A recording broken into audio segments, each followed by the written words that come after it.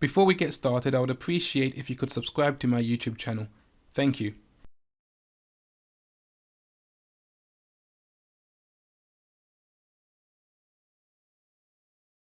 Hi guys, welcome back to my channel. So what I want to talk about in this video is Swift ISO 20022, its delay, and the impact this delay will have on XRP utility, if any. So in this video, I want to touch on Swift's ISO 20022 delay in relation to XRP utility. I keep seeing this notion that people think when Swift goes live with ISO 20022, it means by default XRP will be utilized. But the reality is, in my opinion, when Swift goes live with ISO 20022, absolutely nothing is going to happen in relation to XRP being utilized by banks and the RTGS systems at this time. And that's because all the evidence I have personally researched has indicated XRP won't be utilized when ISO goes live with Swift or the ECB RTGS target system, whether that happens in November or March next year. Now, before I go into the research, I think it's important that I go through this diagram once again. You may have recognized this diagram from my earlier videos in September when I started the November series, but I feel like I have to go through this diagram again to explain how the RTGS system actually works and the layers involved in processing a payment.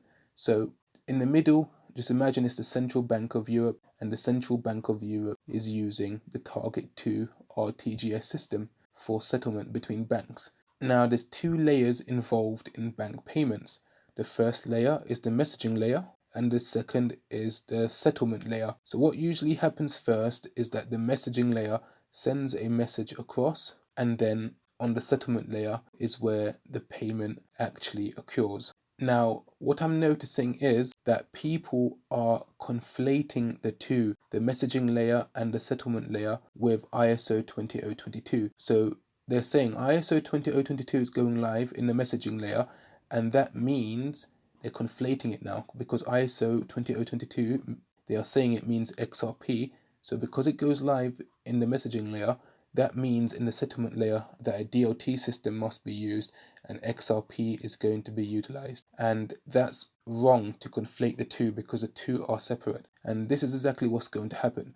Now, ISO 20022 going live on the is an upgrade to the messaging layer. And it was supposed to happen in November, but now it's going to happen in March 2023 by Swift, and also the European Central Bank is going to upgrade the Target 2 RTGS system, the messaging layer, in March 2023.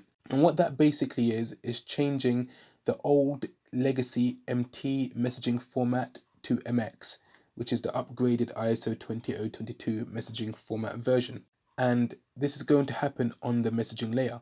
So the messaging layer is where the banks can receive, process, and send payment messages to each other via Swift. The current payment message being used is the MT standard, and with the ISO 20022 November upgrade, it's going to change to the MX standard. Now, what's going to happen in the settlement layer? So this is the T2 RTGS system, which is used for real-time payment settlement between banks that are direct participants of the central bank. Currently, banks that are cross-border can use the Target 2 RTGS system via correspondent banks that have access to the system. So the settlement layer is not going to change in how they actually process payments. And they do that via the correspondent banking network if they are doing cross-border payments. And the correspondent banking networks is basically banks in the middle, intermediary banks facilitating the payment, and it's a system that works via pre-funding of accounts beforehand. So liquidity has to be pre-funded beforehand. It's tied up in Nostro-Vostro accounts, and that's how it works.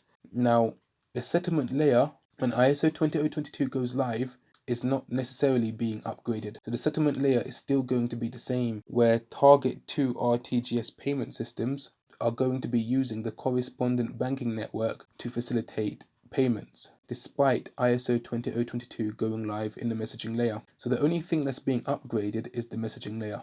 And the messaging layer being upgraded to ISO 20022 does not mean the settlement layer is going to be upgraded to a DLT system using XRP. And as I go through this video, I will show you why I have come to that conclusion. So let's talk about what happened in the Eurozone, the delayment of ISO 20022 until March 2023.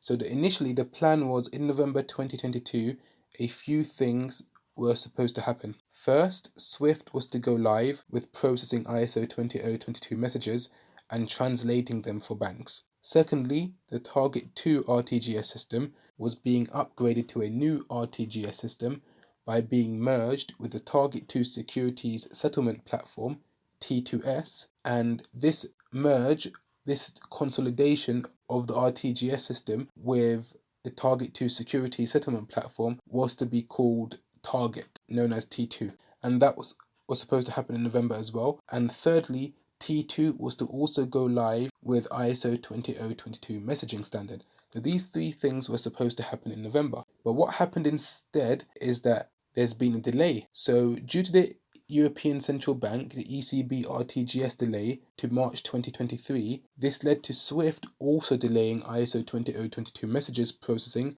and translation for all banks until 20th of March 2023 as well. So the ECB initially delayed migrating over to ISO 20022, and then Swift followed suit not long after and saying they're also going to delay their migration to ISO until March 2023. Now, the plan is for Swift to align its ISO 20022 migration with the timetable of the ECB to ease the implementation of the new messaging standard for banks. However, Swift will have an opt-in service for institutions that want to exchange and benefit from ISO 20022 messages earlier than March 2023.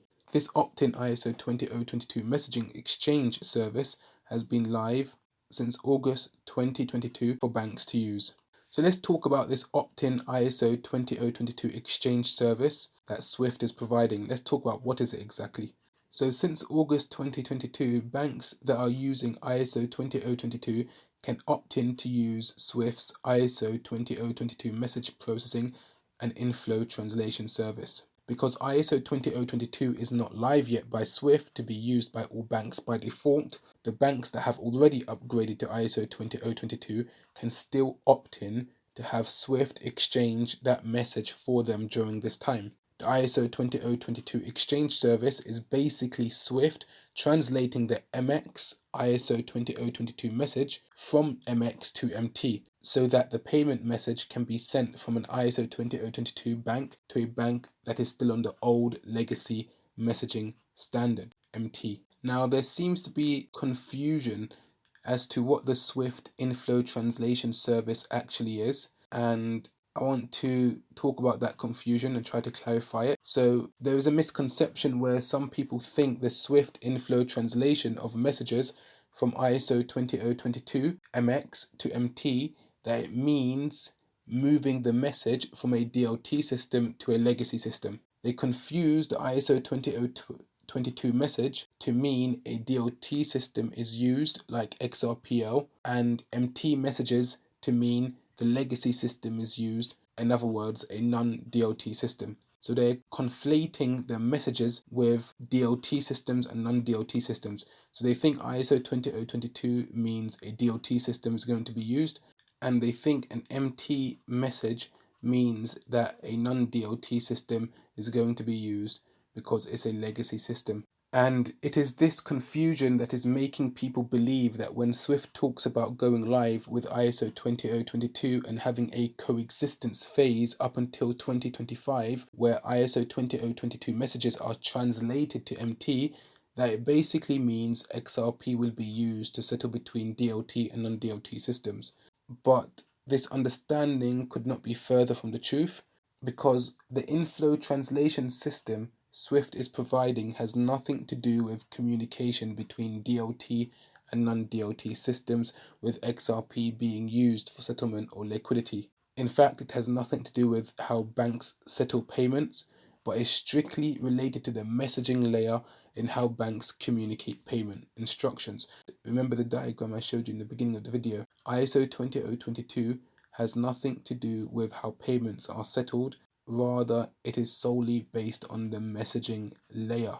And I can't stress this point enough. So the InFlow translation service will be used by Swift between two banks, both using non-DLT systems. When one of them has already upgraded to ISO 20022 messaging and the other is still on the old MT messaging standard. In order for a payment message to be passed between them in cross-border transactions, it is imperative that the different messaging standards can be exchanged, and that is the whole point of the InFlow translation service provided by Swift. It is to convert the ISO 20022 message to an MT message for those banks that have not yet upgraded to ISO 20022 yet, but have until 2025 to do so, and this period is known as the coexistence phase.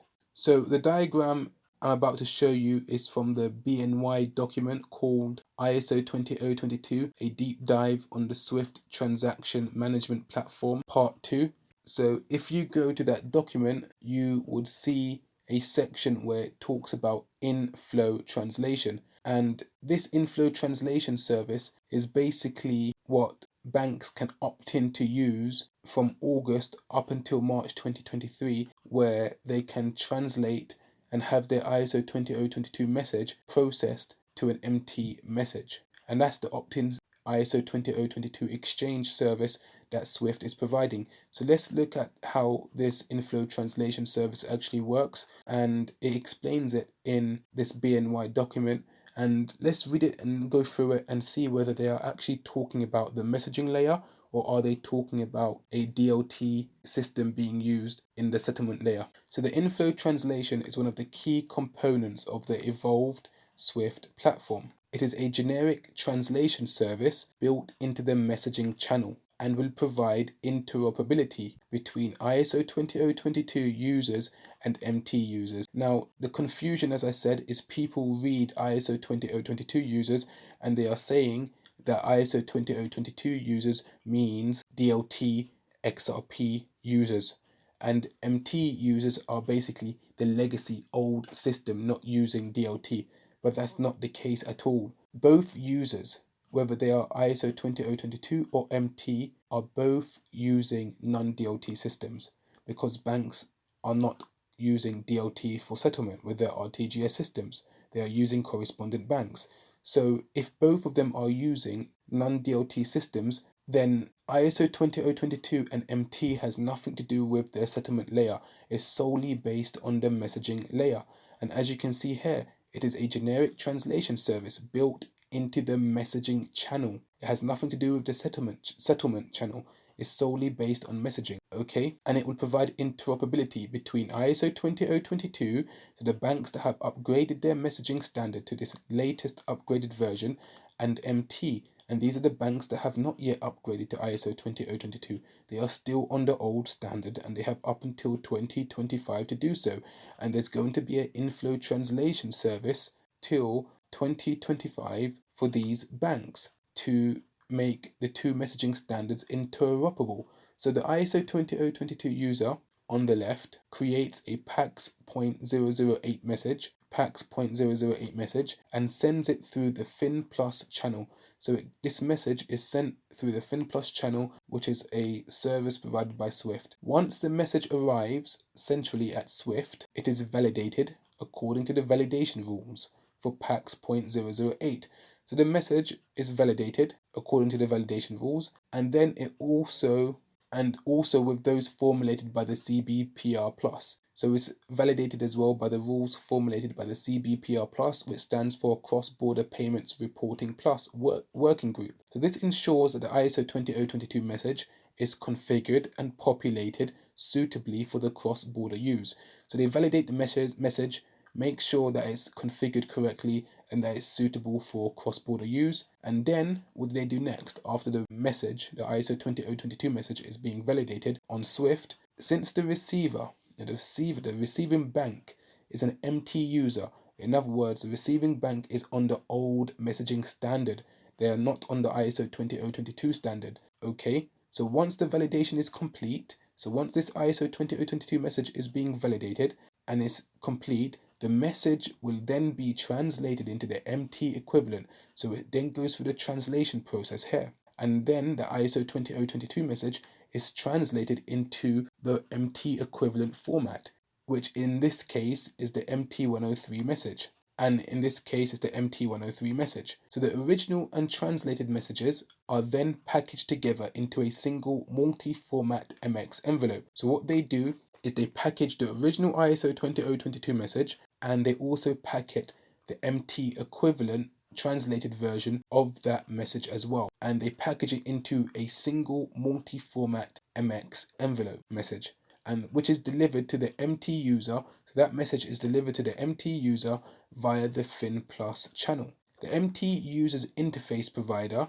whether that is Swift's Alliance Messaging Hub, or a third-party equivalent, okay, so whatever the interface that they're using to process the message of the receiving bank, they will then unpack this multi-format message and provide it to the user in which format they prefer, which in this case would be the MT format. So as you can see, it basically describes how an ISO 20022 message is sent to a bank that's not on ISO 20022 but on the MT messaging standard.